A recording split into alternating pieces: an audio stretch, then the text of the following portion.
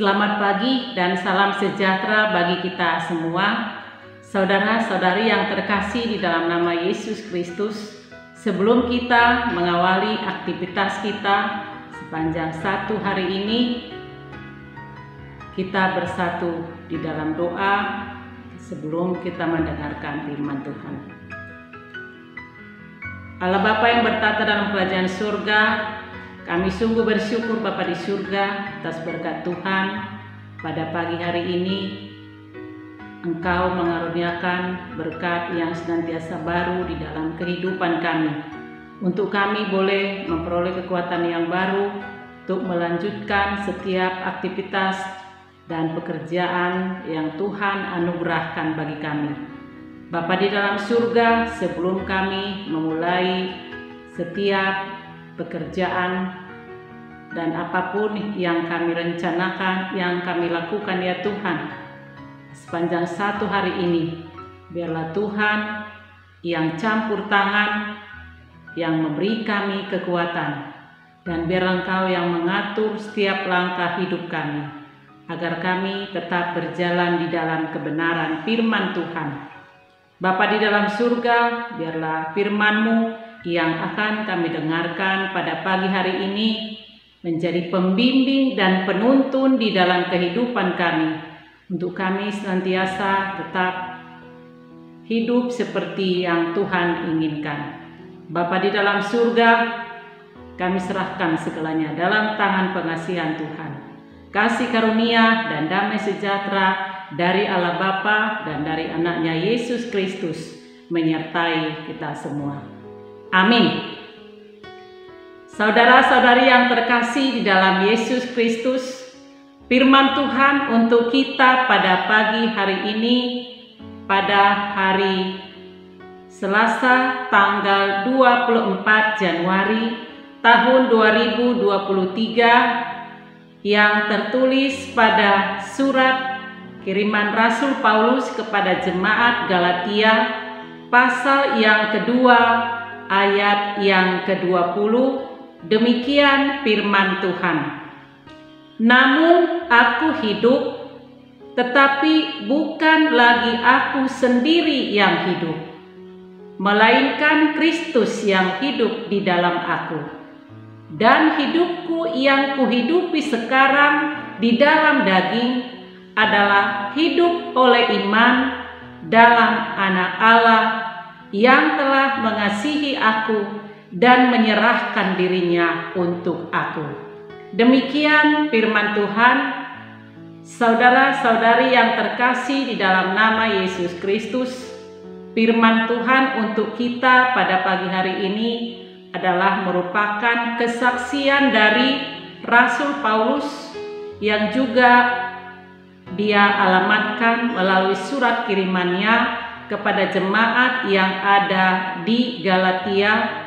Saat itu di dalam konteks nats ini, bahwa dia bersaksi hidup di tengah-tengah dunia ini adalah bukan hidup sembarangan, bukan hidup sesuai dengan keinginan diri sendiri, bukan hidup untuk diri sendiri, tetapi menunjukkan hidup kita di dunia ini begitu sangat berharga di hadapan Tuhan. Dan hidup kita yang begitu sangat berharga di hadapan Tuhan, kita bukan asal hidup begitu saja, tidak asal bernapas, tapi mati secara rohani. Melalui kesaksian Rasul Paulus, namun aku hidup, tetapi bukan lagi aku sendiri yang hidup. Artinya sama dengan ketika Tuhan Yesus menyerahkan nyawanya, rela mati di kayu salib, tapi bukan kematian kata yang terakhir, tetapi di balik kematian ada kebangkitan dari antara orang mati. Hingga Yesus hidup kembali, hidup dari kematiannya. Artinya Tuhan Yesus telah mati menanggung derita, sengsara, yang mengambil alih yang tidak bisa kita lakukan untuk menebus dosa kita sendiri. dan ketidakmampuan manusia itu sendiri melepaskan dirinya dari dosa dan pelanggarannya diambil alih oleh Tuhan Allah di dalam anaknya Yesus Kristus yang rela mati di kayu salib. Tetapi bukanlah kematian kata terakhir. Di balik kematian ada kehidupan yang kekal. Sehingga kehidupan yang kekal menjadi milik semua orang yang percaya kepadanya. Untuk itulah Paulus bersaksi, namun aku hidup, tetapi bukan lagi aku sendiri yang hidup. Artinya Kristus yang hidup di dalam aku. Melalui kebangkitan dari Tuhan Yesus, Dia bangkit, hidup kembali, mengalahkan kematian. Itu artinya bahwa dosa-dosa kita yang telah ditebus oleh Tuhan Yesus di kayu salib telah Dia ambil alih. Suatu perjuangan yang tidak bisa dilakukan oleh manusia itu sendiri. Dengan kehidupan yang kekal, kebangkitan Tuhan Yesus dari antara orang mati, itulah yang menjadi kehidupan yang kekal bagi setiap orang yang percaya kepadanya. Dan sama halnya juga yang tertulis surat Rasul Paulus kepada jemaat Roma pasal 14 ayat yang ke-8 dikatakan, sebab jika kita hidup untuk Tuhan. Dikatakan kita hidup untuk Tuhan, berarti hidup kita sungguh berarti di hadapan Tuhan. Harus tetap bersinar, harus tetap bekerja, berkarya untuk Tuhan. Tetapi dengan satu keyakinan, apapun yang kita lakukan, apapun yang kita kerjakan harus seturut dengan keinginan Tuhan, bukan kehendak kita secara manusiawi. Itulah orang yang hidup di dalam Tuhan. Orang yang hidup di dalam Tuhan, apapun yang dia jalani, apapun yang dia lakukan, bahkan apapun yang dia katakan harus seturut dengan keinginan Tuhan. Itulah yang hidup di dalam Tuhan. Dan yang hidup di dalam Tuhan berarti tidak menjadi serupa dengan dunia ini. Tidak menjadi serupa dengan dunia ini, tetapi berubah oleh pembaharuan budinya. Sehingga kita dapat membedakan mana kehendak Allah yang baik, mana yang berkenan di hadapan Tuhan Allah, mana yang sempurna di hadapan Tuhan Allah. Itulah yang hidup seturut dengan keinginan Tuhan. Dan itulah yang disebut kita hidup untuk Tuhan. Kalau dikatakan kita hidup untuk Tuhan, berarti bukan lagi hidup sewenang-wenang, bukan lagi hidup semena-mena, hanya untuk kepentingan diri sendiri.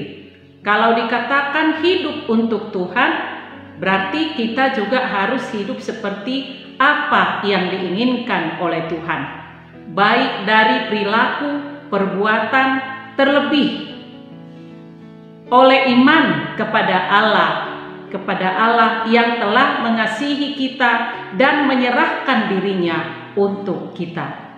Seperti Yesus yang menyerahkan dirinya untuk kita, seperti itu juga kita menyerahkan seluruh hidup kita hanya ke dalam tangan pengasihan Tuhan. Apapun yang kita rencanakan, apapun yang kita pikirkan, apapun yang kita kerjakan, apapun yang kita jalani di dalam perjalanan hidup kita, karena kita seutuhnya adalah milik Tuhan, harus kita serahkan sepenuhnya kepada Tuhan. Harus fokus kepada kehendak Tuhan, bukan kehendak duniawi.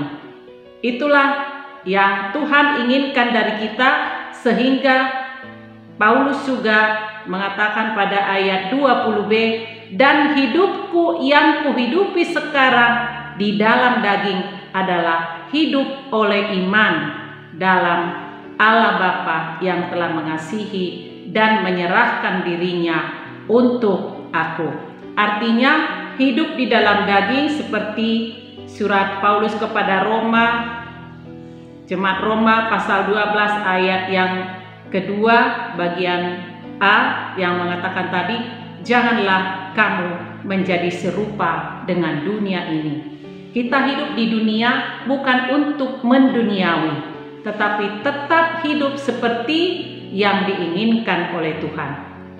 Karena Dia sudah rela berkorban untuk kita, kita juga harus sepenuhnya menjadi miliknya. Dan tetap menunjukkan kepatuhan dan kesetiaan kepada Dia yang mengasihi kita dan menyerahkan dirinya untuk kita. Demikian firman Tuhan untuk kita, yang mengingatkan kita, yang membimbing kita pada hari ini. Mari kita mohon kekuatan dari Roh Tuhan, supaya Tuhan mencurahkan Roh-Nya atas kita, sehingga kita dipenuhi oleh Roh Tuhan, menjadi pelaku-pelaku firman-Nya. Amin. Kita berdoa. Terima kasih Bapa Surgawi buat firman-Mu yang kami dengarkan pada pagi hari ini. Curahkan Roh-Mu ya Tuhan, memenuhi hati dan pikiran kami, sehingga Roh Tuhan bekerja di dalam kami. Apapun yang Tuhan inginkan dari kami melalui firman-Mu, biarlah kami Tuhan Engkau mampukan untuk hidup seperti yang Engkau kehendaki, seperti yang Engkau inginkan. Engkau sudah menyerahkan nyawa-Mu Tuhan, menanggung derita, karena kami tidak lagi mampu untuk menebus segala dosa dan pelanggaran kami, karena kami adalah manusia lemah. Tapi Engkau Maha Tahu Tuhan akan kelemahan kami. Engkau sudah ambil alih semua yang tidak dapat kami lakukan. Engkau rela mati untuk kami. Biarlah kami juga orang-orang yang percaya kepadamu ya Tuhan, menunjukkan kesetiaan kami, menunjukkan kepatuhan kami, senantiasa fokus kepada kehendak Tuhan, apa yang mau kami lakukan. Biarlah Tuhan bimbing kami dengan firman-Mu, bimbing kami selalu Tuhan dengan firman-Mu, agar kami dimampukan oleh Roh Tuhan menjauhi segala perbuatan yang tidak berkenan di hadapan-Mu. Tapi biarlah Engkau mampukan kami hidup sesuai dengan yang berkenan di hadapan Tuhan, agar nama Tuhan semakin dipermuliakan melalui perjalanan hidup kami, pekerjaan kami, dan semua apapun yang kami rencanakan. Biarlah itu untuk kemuliaan Tuhan saja. Biarlah kami Tuhan menunjukkan kesetiaan dan menunjukkan kerendahan hati di hadapan Tuhan, karena kami begitu berharga di hadapan Tuhan, sehingga Engkau menebus segala dosa dan pelanggaran kami, sehingga kami kembali mendapatkan kasih karunia.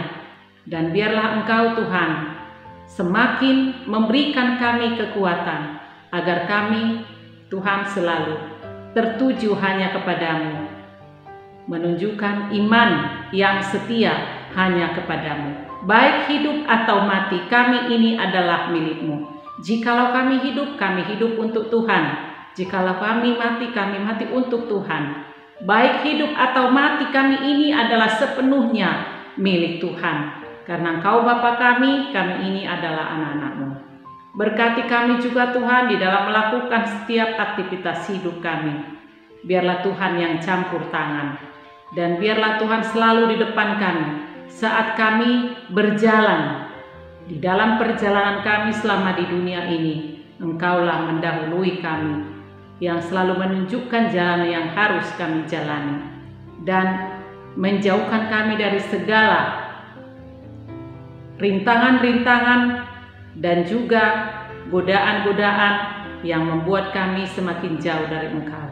Biarlah mata kami selalu tertuju hanya kepada pimpinan Tuhan saja.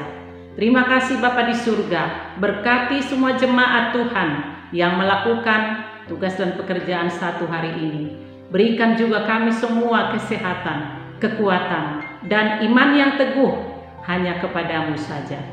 Terima kasih Bapa, kepadamulah kami serahkan hidup kami. Jadilah kehendak-Mu di dalam kehidupan kami. Kami mohon ampun Tuhan akan dosa dan salah kami. Ampuni kami ya Bapa, agar kami layak di hadapan Tuhan. Terima dan sempurnakan doa kami di dalam nama Tuhan Yesus Kristus. Kami berdoa dan bersyukur kepada Tuhan.